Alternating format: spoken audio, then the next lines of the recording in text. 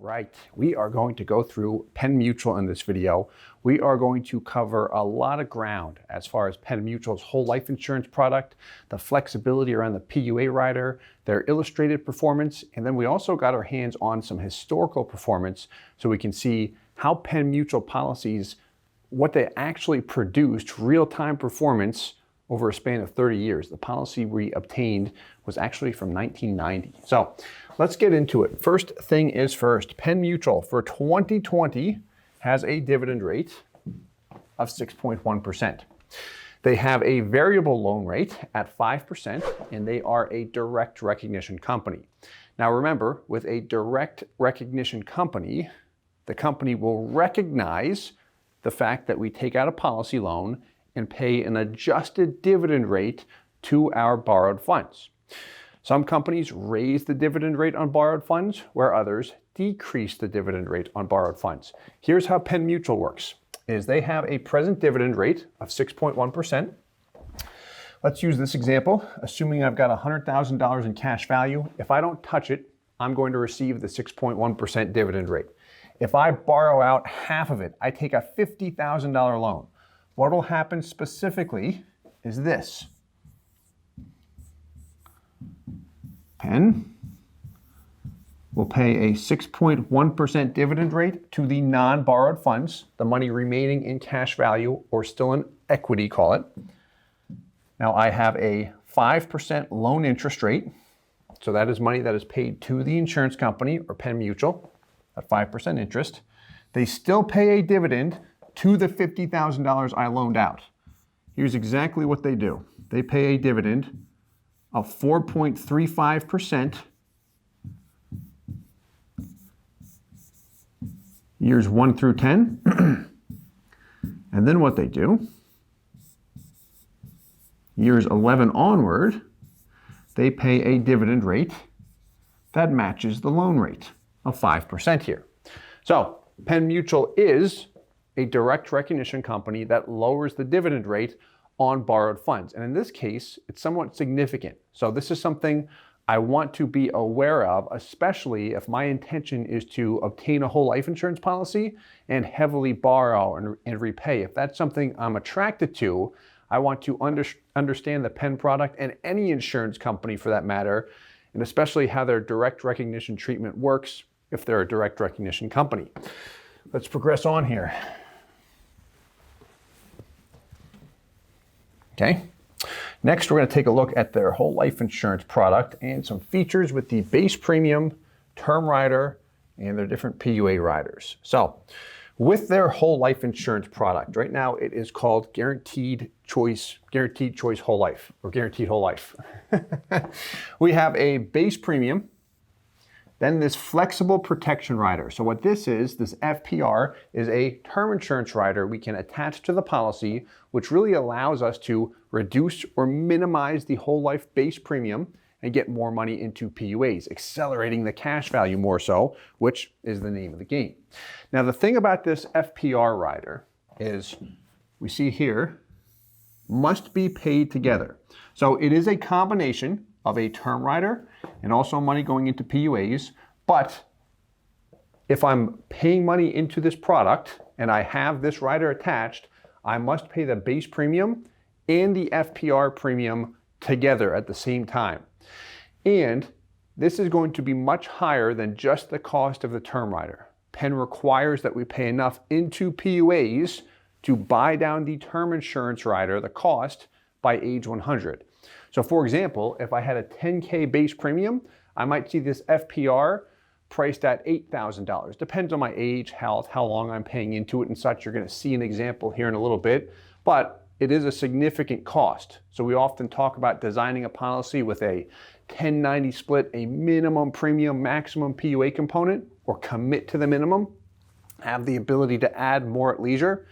You can do that kind of stuff with Penn, you'll see here in a little bit. However, the minimum requirement, because I'm required to pay both of these together, will be much higher than other carriers. And that's something that's good to be aware of.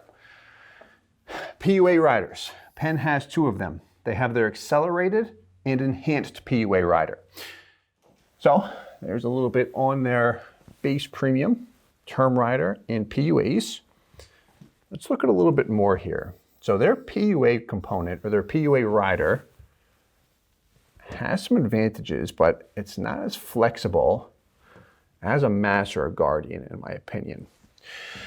So, a couple notes here.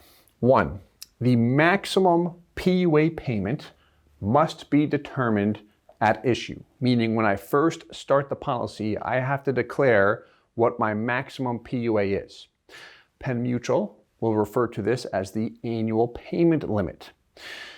Now, we see in red, 50% of the annual payment limit must be paid in a 5-year window.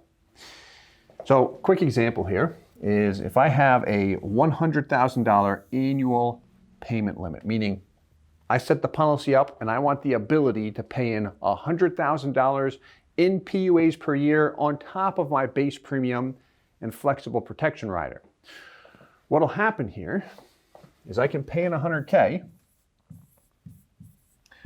So in a 5-year window, remember I have to hit 50% of that annual payment limit, which would be $50,000.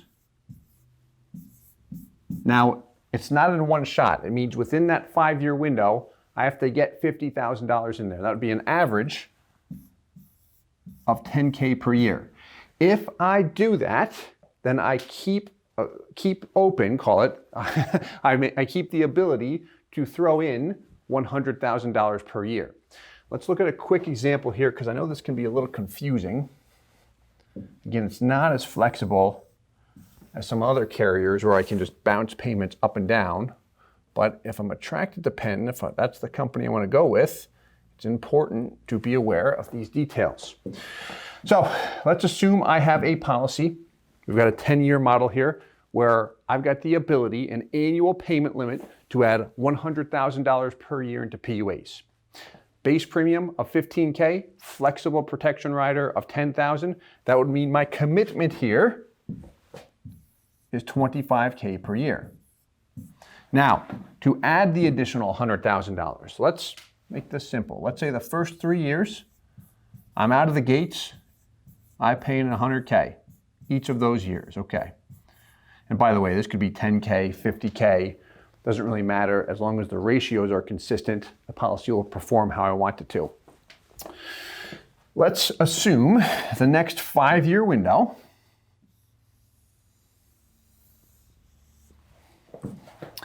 I pay in as follows.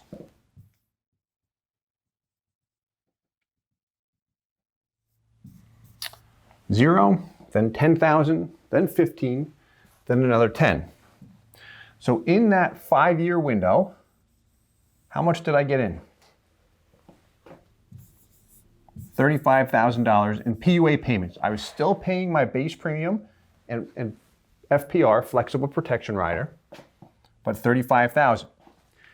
Does that meet 50% in that 5-year window of my original $100,000 annual payment limit?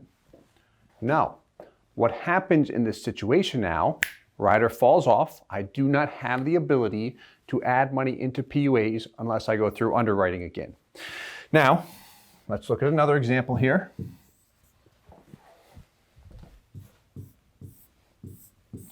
Let's assume first 3 years I pay in $100K, then I pay in $0, $20K, $0, $10K, $30K. In that 5-year window, how much did I pay in? $60K. Did that within a 5-year window meet 50% of my original annual payment limit? The answer is yes. So what that means, as time progresses, I've got another 5-year window now where I can throw in up to $100,000. Penn Mutual does have a 1-year look back with PUA catch-up payments as well, but I cannot make up for 5 years of lost time like I can do with some other products and companies. This is where every company and product is different here. But good to be aware of their 5-year window here, especially If I am looking for a lot of PUA flexibility, where I can bounce payments up and down over time and not have to worry about making a certain amount or being committed to a certain bill, good to be aware of these things. And again, if you have more questions on this, feel free to reach out anytime.